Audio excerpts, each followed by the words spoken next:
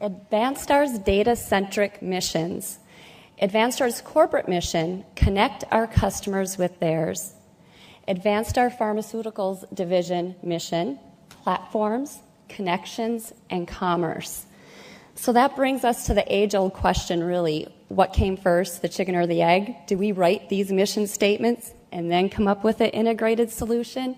Or did we start that process and finish it and have it ongoing and then change our mission statements?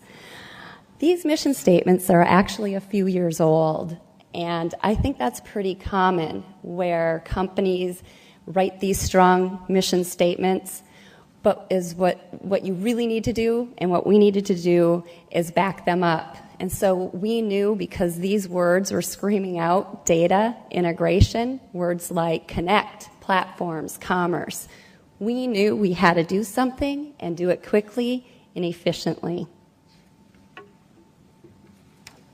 So the journey to big data, I should say the ongoing journey, because it really never ends, but it has to start.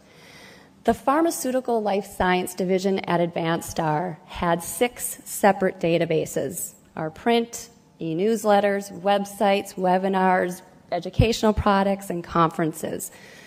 And a few little baby databases that I'm sure you can relate to that you kind of find along the way, totaling over 3.6 million records. The good news, that's a lot of rich data. The bad news is even us marketers internally couldn't wrap our arms around it. So if we couldn't wrap our arms around it, and if we couldn't use it quickly and effectively to grow our responses and results, how are we able to help facilitate commerce like our mission statements are telling us to do?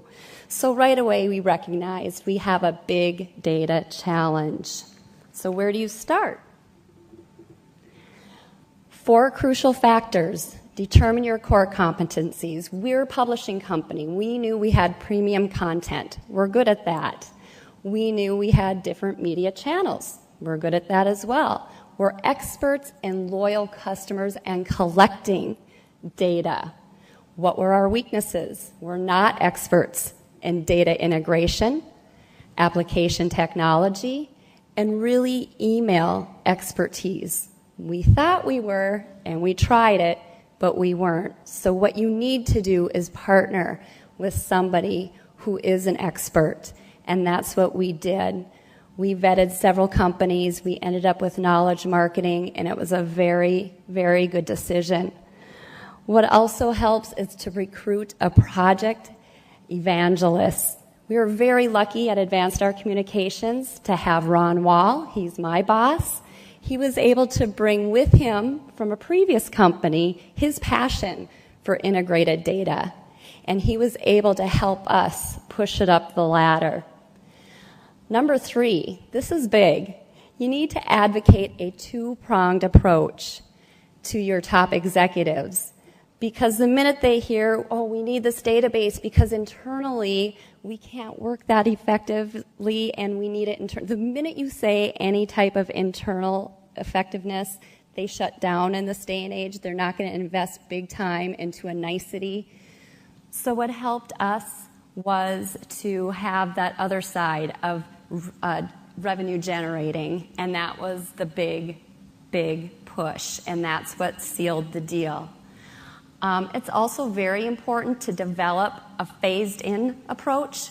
Don't try it all at once. Take your data that you have and integrate it. That's phase 1. Add in your email engagement, which is very important.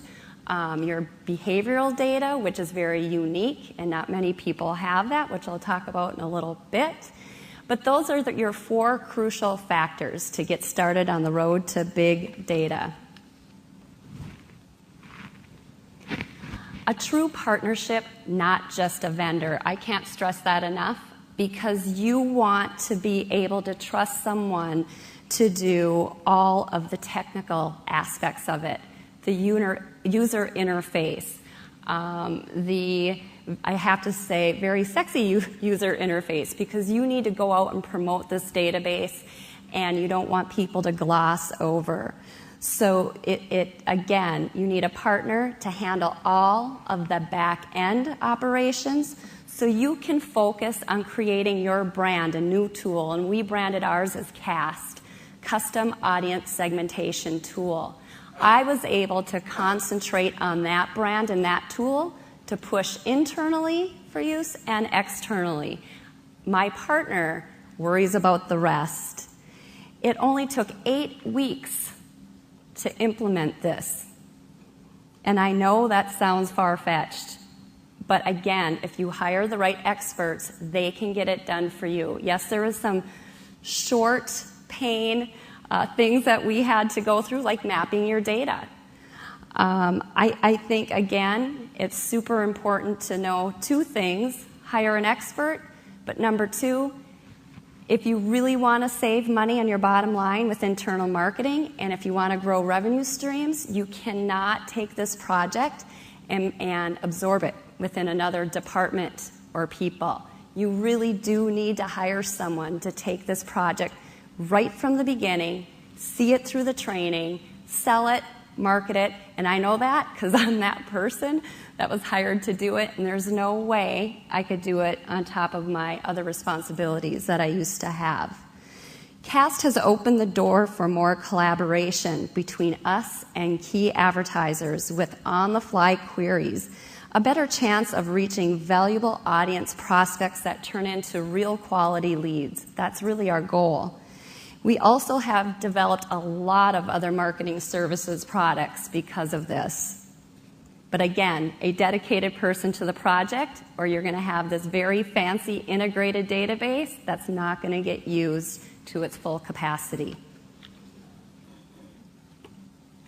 All right, do you recognize any of those faces? My favorite book in college was Who Moved My Cheese? It's like a change management thing. We're still seeing some of these faces. The key is to always remember there's always pushback before buy-in. You will hear things like, oh, the sales reps, they already have so many tools they need to learn. They don't have time for this. Or they have so many other things they have to sell. They're selling print, digital, e-news, web banners, webinars, conferences. There's no way they can add another tool to their toolbox to sell. My favorite one, which we could have a whole seminar on its own, is, oh, what are we going to go to our advertisers and say, just kidding, our lists weren't really that great before, they were mediocre, but now they are. That's not the way you approach it, but that's what you'll hear. So we knew knowledge marketing would perform the data consolidation, provide the user interface, manage and maintain the technology, and implement it, but we had to consider organizational readiness and spend a lot of time training. That is where you will spend most of your time. I'm not going to walk through all of these. We just don't have time. But the big takeaway with this slide is you can't have big group training sessions. Each one of those bullet points are separate types of training. You're not going to go into your integrated database training to sales reps and editors, because you need to talk to them differently. You need to show them different reasons why an integrated database is so important. And with audience development, way different than talking to your sales team. Remember to keep marketing and IT in the loop. I do a lot of training of our marketers at AdvanceStar, reminding them how important testing is and how easy it is now with an integrated solutions. I came from marketing. We always said we tested, but to be honest, we didn't have time to do a lot of the testing you should, but now we do with this system. IT helps you out in the beginning part of this process, so show them the end result, because it was really amazing how sitting down with them and showing them this, they came up with new ways to enhance it for the next time around. Great ideas. All right, driving new revenue. This is where it gets important, and this is probably what y'all want to hear about. 3 words: education, transparency, and proof. If you have those 3 things, your clients will dig deeper into their wallets and probably even open the safe a little bit.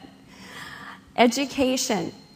I'm not only training our internal people, I'm out there actually having to train our advertisers on what's important. Quality versus quantity. What are those leads that they used to get when they would promote to their brand silo marketing lists? Were they really quality? And what I'm trying to get through to them is metrics is important, and we have seen an increase in the typical email metrics, but the ROI, are they actually following those leads all the way through to an actual sale? And if so, how does that compare to what they used to be doing?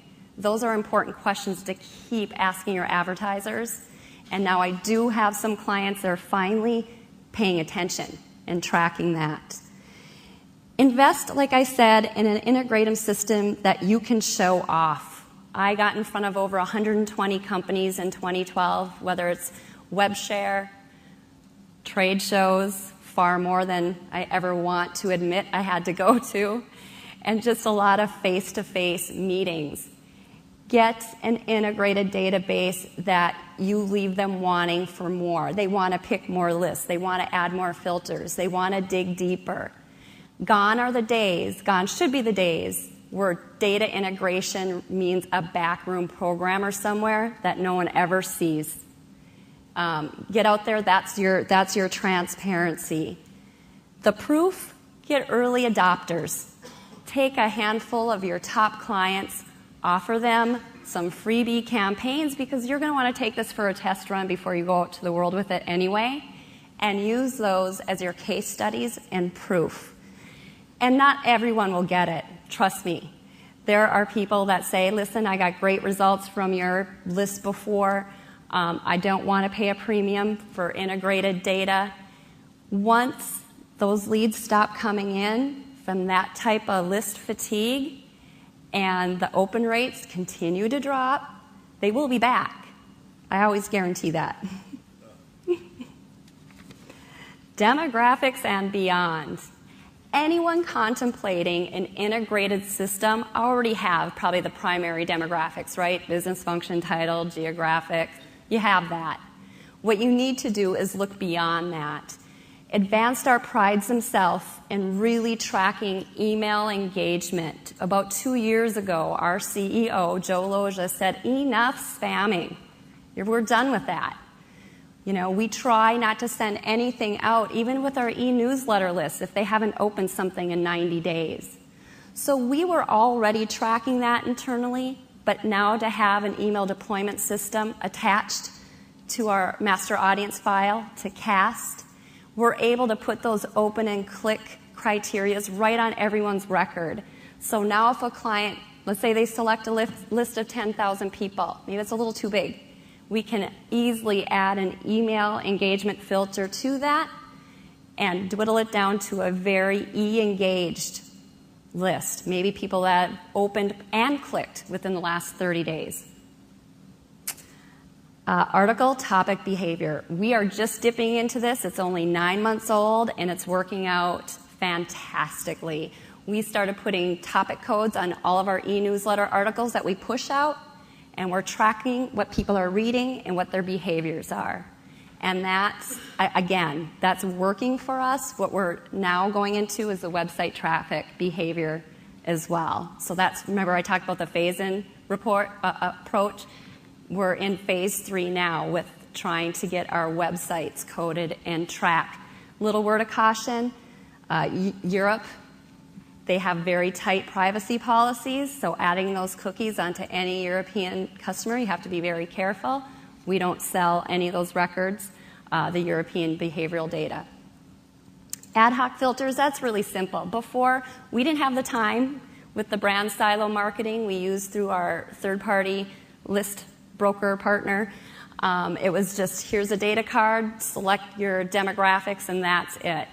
What this database gave us was the flexibility for a client to come up to us and say, really, I just want people that have clinical operations in their title.